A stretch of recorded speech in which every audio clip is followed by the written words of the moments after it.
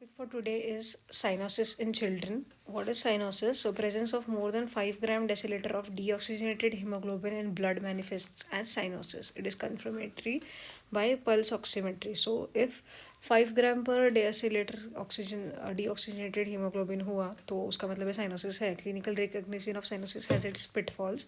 तो अगर लाइटिंग अगर अच्छी नहीं हुई, एनीमिया अगर हुआ तो साइनोसिस नहीं दिखेगा. लाइटिंग अगर ख़राब हुई तो साइनोसिस नहीं दिखेगा. पिगमेंटेशन जैसे अगर कोई थोड़ा डार्क बच्चा है तो साइनोसिस उसमें कम दिखेगा. और पेरिफेरल साइनोसिस अगर हुआ तो उसमें सेंट्रल स्टीनल skin as well as mucous membrane तो उसमें नहीं दिखेगा.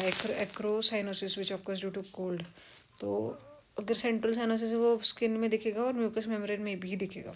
What are the causes of cyanosis? So causes cardiac हो सकती है, रेस्पिरेटरी हो सकती है, सेंट्रल हो सकती है, अदर्स हो सकते हैं. तो कार्डियक में होगा तो कंजेनिटल साइनोटिक हार्ट डिजीज़ होगा, पल्मोनरी हाइपरटेंशन होगा, डिसरिथमिया और कार्डियक अरेस्ट. क्या क्या? CHD, हाइपरटेंशन, डिसरिथमिया और कार्डियक अरेस्ट. ऑब्वियसली हर चीज़ में खून नहीं पहुंच रहा है. हार्ट फेलियर में खून नहीं पहुंच रहा, पल्मोनरी हाइपरटेंशन में खून नहीं पहुंच रहा, एरिथमिया में ऑब्वियसली कैसे भी हार्ट धड़क रहा है तो खून नहीं पहुंच रहा, और कार्डियक अरेस्ट तो हार्ट ही बंद है तो खून कहाँ से पहुंचेगा. रेस्पिरेटरी में अगर pneumonia, bronchiolitis, pulmonary embolism, bronchial asthma और ARDS. इसमें अगर आप देखो तो ब्रीदिंग से ही ऑक्सीजन मिलता है, और निमोनिया में ऑक्सीजन एक्सचेंज कम हो रहा है, ब्रोंकियोलाइटिस में ऑक्सीजन एक्सचेंज हो रहा है, कम हो रहा है.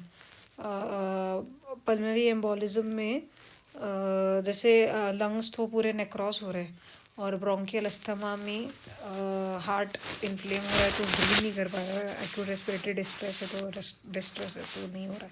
तो क्या क्या? निमोनिया, ब्रोंकियोलाइटिस, ARDS, फिर अस्थमा, एम्बोलिज्म.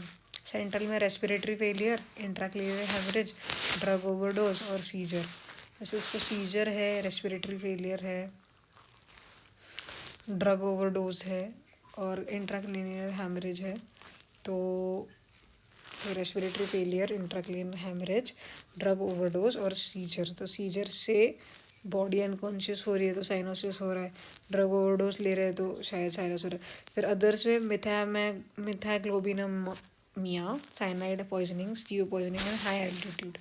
अगर एल्टीट्यूड बहुत हाई है, अगर स्टीओ पॉइजनिंग है, मेथाहीमोग्लोबिनीमिया है और साइनाइड पॉइजनिंग है तो. अब respiratory cyanosis can be differentiated from cardiac cyanosis by clinical presentation, pulse oximetry, X-ray chest, ECG, hyperoxia test और इकोकार्डियोग्राफी. अब चेस्ट कार्डियक और एक्सरे को कैसे? ECG करेंगे, इकोकार्डियोग्राफी करेंगे, एक्सरे चेस्ट करेंगे, पल्स ऑक्सीमेट्री करेंगे, ECG करेंगे, हाइपरऑक्सिया टेस्ट करेंगे. अब आप पूछोगे हाइपरऑक्सिया टेस्ट क्या होता है, तो वो क्या होता है? Respiratory cyanosis can be differentiated from cardiac cyanosis by response to oxygen. If saturation becomes normal with oxygen it is due to respiratory. तो जैसे अगर लंग्स अपना अच्छे से काम कर रहे हैं तो ऑक्सीजन देने के बाद भी उतना ही मतलब SpO2 रहेगा. लेकिन अगर लंग्स काम नहीं कर रहे, ऊपर से अपन बाहर से ऑक्सीजन दे रहे हैं तो अपन लंग्स को हेल्प कर रहे हैं, तो मतलब फिर वो बढ़ेगा SpO2. तो उसको बोलते हैं हाइपरऑक्सिया टेस्ट. तो अब है कि साइनोटिक हार्ट डिजीज कौन सी होती है बच्चों में. तो tetralogy of Fallot, VSD, PS, tricuspid atresia, Ebstein anomaly, Eisenmenger syndrome.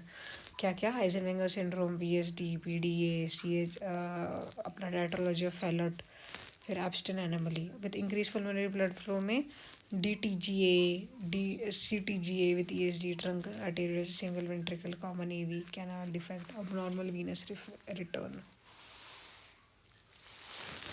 तो ये सब है abnormal venous return, single ventricle और फिर ट्रंकस आर्टेरियोसिस और ये सब.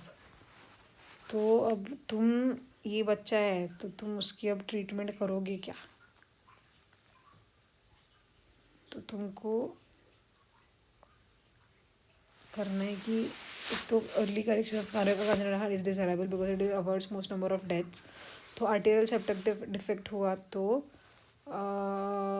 हमको उस हिसाब से ठीक करना है. वेंट्रिकुलर सेप्टिक डिफेक्ट तो उस हिसाब से, लार्ज मॉडरेट हुआ तो उस हिसाब से, टेट्रोलॉजी ऑफ फैलेट हुआ तो उस हिसाब से.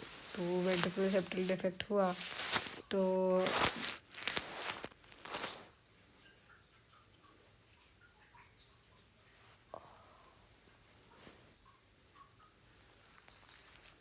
उस हिसाब से कर लो फिर ट्रीटमेंट।